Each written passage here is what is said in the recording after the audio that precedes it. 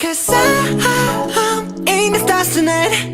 So watch me bring the fire. Assalamualaikum warahmatullahi wabarakatuh. Saya Sesmika Datriliana dari Gugus 3 Tan Malaka. Kepemimpinan. Pertama yang harus kita pahami dalam kepemimpinan ini adalah yaitu sebuah seni. Sebuah seni yang mempengaruhi orang lain untuk mencapai tujuannya bersama, yang secara sistematis yaitu terukur dan memiliki tujuan yang amat besar.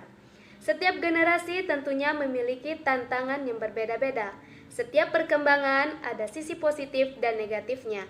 Bila dunia ini keras, tentunya kita harus menjadi kuat agar pencapaian tujuan dalam organisasi dapat kita capai dengan relevan.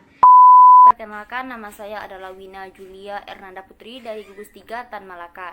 Sesuai dengan nama gugus kami, yaitu Tan Malaka, yang merupakan salah seorang pejuang dan pemimpin yang berani.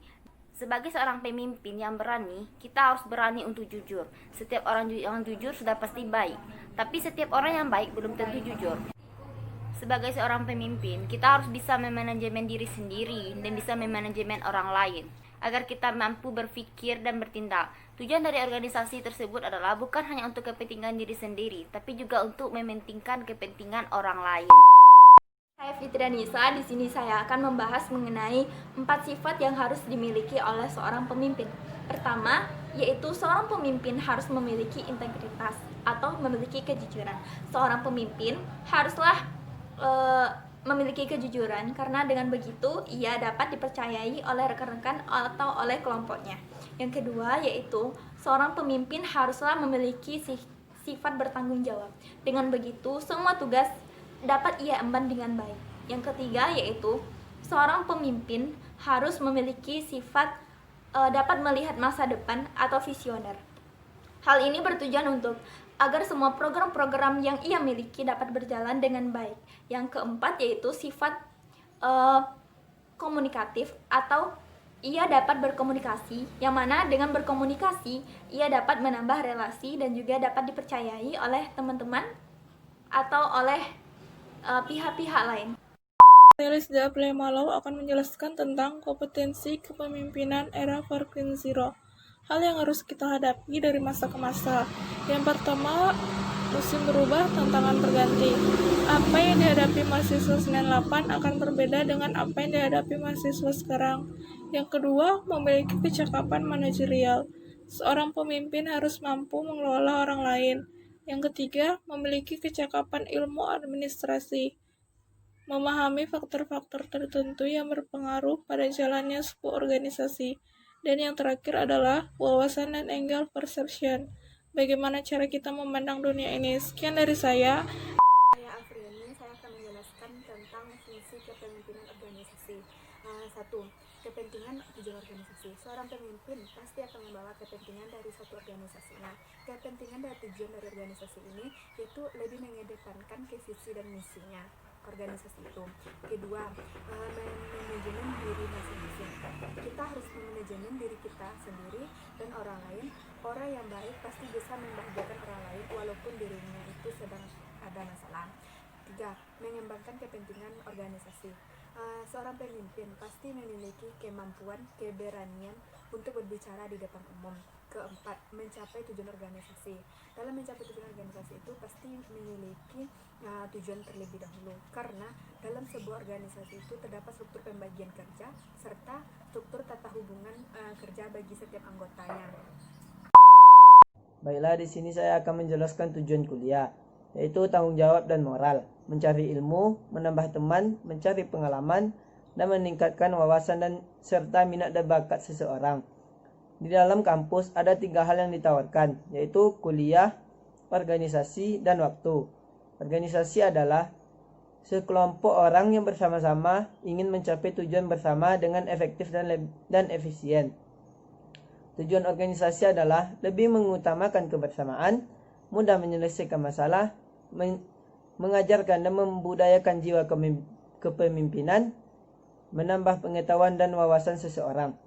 Karena sebaik-baiknya umat adalah orang yang bermanfaat bagi semua orang. Terima kasih. Saya Rizka Wasif Putri dari Gugus 3 Tan Malaka. Saya akan menyampaikan materi tentang karakteristik Karakteristik sosial adalah suatu sifat yang memberikan nilai-nilai atau pandangan terhadap orang lain dalam kehidupan kita.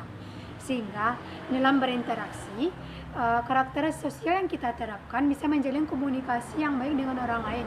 Dan bisa juga menimbulkan sebuah hal positif jika karakter sosial yang kita terapkan itu bisa berpengaruh terhadap orang lain. Nama saya Putri Ananda dari gugus 3 Tan Malaka akan menjelaskan 4 kategori utama yang dapat membentuk perilaku sosial sekarang. Yang pertama yaitu ada tata budaya, yang kedua ada faktor lingkungan, yang ketiga perilaku dan karakteristik orang lain, dan yang terakhir yaitu proses kognitif yang membuat ide-ide pengetahuan yang menjadikan dirinya menjadi lebih baik. Saya Nisa Tinova. Hal yang dapat membangun karakteristik kepemimpinan. Yang pertama, masuk organisasi. Dengan berorganisasi, kita dapat menumbuhkan dan mengembangkan efektivitas kepemimpinan. Yang kedua, yaitu menjalin relasi dengan senior agar mendapat arahan dan masukan. Yang ketiga, yaitu ikut ruang-ruang diskusi untuk menambah ilmu dan pengetahuan. Dan yang terakhir, mendukung diri sendiri dalam berkembang ke arah yang lebih baik. Saya Sri Rahayu Gandari. Selanjutnya yaitu materi melihat sisi diri sendiri. Ada dua, yaitu yang fisik dan non-fisik. Pada bagian fisik, hal yang dapat dirubah dari fisik yaitu model rambut atau gaya rambut, warna rambut, dan lain sebagainya. Yang tidak dapat diubah dari fisik yaitu tinggi atau rendahnya seseorang. Yang kedua yaitu non-fisik. Non-fisik merupakan hal yang secara tidak langsung atau tidak dapat langsung dilihat oleh indera atau tidak dapat diraba oleh indera. Yang dapat diubah dari non-fisik yaitu perilaku atau sifat seseorang. Yang tidak dapat diubah dari non-fisik yaitu masa lalu atau peristiwa atau pengalaman dari seseorang.